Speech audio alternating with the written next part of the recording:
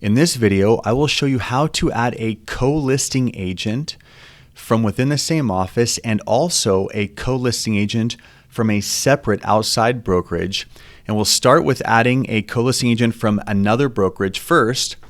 And we're looking here at the listing agreement. We're on page 1, and up top, we're going to put the name of just one of the brokerages. Sometimes I see agents add a second brokerage here, and that's technically incorrect and not how this form was intended. So we just put one brokerage name here. Then we fill this out like normal. We scroll down to page 7 of 7, the last page of the listing agreement. And there again, you see that same brokerage from up top. Now you have the address to put in and the name of the agent with that brokerage. Now to add that other brokerage, we're going to check this box down here. Two brokers with different companies are co-listing the property. Co-listing broker info is on the attached additional broker acknowledgement C.A.R. form ABA. So now by checking this box, we've incorporated this form, an ABA.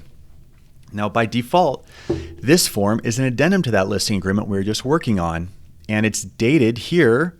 This should match the date that we have up on the top left of that listing agreement. And we put the name of the seller, the name of the brokerage on page 1 of the listing agreement, the property address.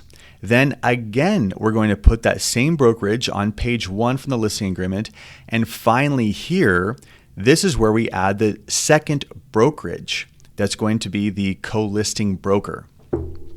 So now we've added the second brokerage, and both these brokerages are listing this same property. And then we get to compensation. So for compensation breakdown, 1A, I wrote in compensation to be split equally. You can write in whatever you want. However, the compensation indicated on the listing agreement is to be shared between these two brokerages. You're going to write in here or check this box on 1C, and you can attach some sort of other document if you want to have a more detailed explanation about how compensation is to be shared between the listing brokerages. We skip section 2, we skip section 3, we come down to 4, and this is where we put in the name of the agents working on behalf of both broker 1 and broker 2. So we put each broker's respective agent's name and license number here. If one of the brokerages has more than one agent, let's say broker 2 has 2 agents, so there's actually 3 agents working on the deal, you'll check this box. This is when you check this box and add a C.A.R. form AAA, which I'll show you later toward this video, or later toward the end of this video, and that's how you add additional agents. But we're just pretending that we just have 2 listing agents with 2 different brokerages. We go down here, we write in the names of the brokerages, and the brokers need to sign, and then of course the principal will sign down here, and we're done. That's it. That's how you add a second broker. Now, what if we want to just add another agent? Well, it's actually fairly easy in theory at its core, but these forms make it more complex. So let me show you what I'm talking about. Here we are. Actually, let me jump over to the listing agreement. Okay, so we're on a listing agreement. Of course, we're going to have that same single brokerage up on top. But now down here on the bottom, because we have 2 agents, 2 co-listing agents in the same office.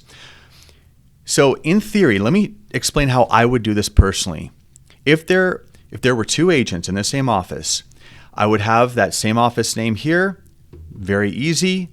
And then you put both agents' names here. You have agent 1 and agent 2, and then they both sign and you're done. That's it. That's what I would do. But there's a line here, more than one agent from the same firm represents seller, and then it incorporates the C.A.R. form AAA. This, in my opinion, is totally unnecessary. I'm telling you, as just as a seasoned broker, if I was filling this out for my own transaction today, right now, I would not bother checking this. I'd put my own name here, my partner's name there, we would both sign, and then we'd worry about how we're sharing the commission. Let me show you the additional agent acknowledgement. So you can check the list. Now let's say you want to incorporate, okay? Let's say you want to check this box, maybe your broker requires it. So you check this box. If there are 2 of you in the same office, it incorporates this form, AAA, and you check listing agreement, and you put in the date of the listing agreement and the same information up top. And then you check a box here, 1A, multiple associate licensees are working with the seller, and you put in the brokerage name. And then you put in the name of both agents working on behalf of the brokerage. And then the seller's going to sign, and that's it.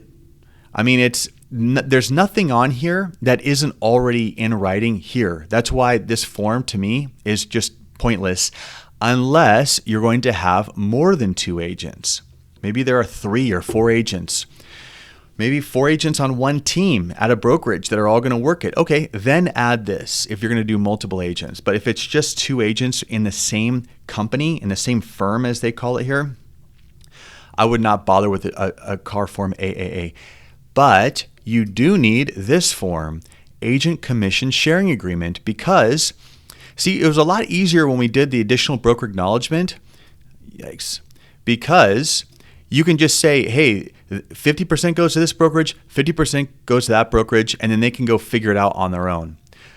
The problem is when you're at the same brokerage, and this comes up a lot with teams, there needs to be something in writing in terms of how these co-listing agents, which are effectively partners, how they're going to split the commission. So you can use this form. Now, let me tell you in full disclosure, I'm going to go through this form quickly because I could spend hours on this thing. And that's why I do not like this form. I actually really can't stand this form, to be honest. The reason is that it's way too comprehensive. It's way too much. It factors in way too many variables. And consequently, it makes it a chore to read. I mean, it is a total chore. And I'm someone that's reading documents all day, every day, for years and years and years. So I'm immune to how boring and terrible most of all the verbiage on stuff on this is. But this form is actually a real drag. Now, if it were me and I needed some sort of agreement, I would just go to Microsoft Word and I would type in that the 2 agents mentioned here are going to just share 50-50 or whatever. We date it, we sign it, we give it to the broker, and we're done. And that way we have it in writing. I mean, it could be 3 sentences and we both sign it. There, now we've determined how the compensation is going to be shared between us. But if you want something more comprehensive, well, here it is. And I'll show you the fastest way to get through this monster of a document because it's full of jargon. All right. So you have the name of the licensees. I'm just pretending that Hunter and then Jane. Jane Doe is going to be my co-listing agent. So I put in both of our names here. We're both with the same brokerage, our license numbers. Now, this doesn't automatically become an addendum to the listing agreement like the additional broker acknowledgement. So we have to create it. And how do we do that? Well, this is a general partnership agreement. That's what this really is at its core. This is assuming you're a partner with someone else. And that's fine. I could do a tutorial in this video on how to use this for a partnership where you team up with someone else and you guys are doing all sorts of random deals all the time with your own different client lists. But here in this video, we're just talking about you two co-listing as partners on one transaction. So we make this mirror the listing agreement by putting the same date. So the commencement date of this agreement is going to mirror the listing agreement. The listing agreement is dated August 16th, so we put that here. It ends December 31st, so we put that there. Because you could just check this box and do a 12-month term or whatever you want for a partnership agreement. But again, we're making this partnership agreement match what is on the listing agreement. So that's why we're putting the same start and end date. Then we're skipping past all this. We're skipping all the way down to 2B, limited activity. And I checked 2B2 that the property specifically identified as, and then I put in the property from the listing. I put in that address right there. Now we've really mirrored this with the listing agreement so that you can see that our partnership extends for the same period, start and ending period, as the listing agreement, and only for this one property. So now we know that this document pertains to that listing. Of course, everyone's going to initial bottom of each page. Now, there's all this other stuff. Now, and this is fine if you really want to get, if you want to go down the rabbit hole with a long-term partnership, you can explore it. And I should do that on a separate video, but for this video, we're just talking about a listing agreement. And by default, it says here for shared clients, this is what we're talking about, that by default, it's a 50-50 split to AL1, Associate Licensee 1, and 50% to AL2. So if you do nothing here, then your compensation split equally. Your expenses are split equally. And if you want to change it, you can do so here. You can check these boxes and write in your own numbers. 50-50 or 70-30, or, well, 50-50 is already default. Let's say 70-30 or 60-40 or whatever you want would go here.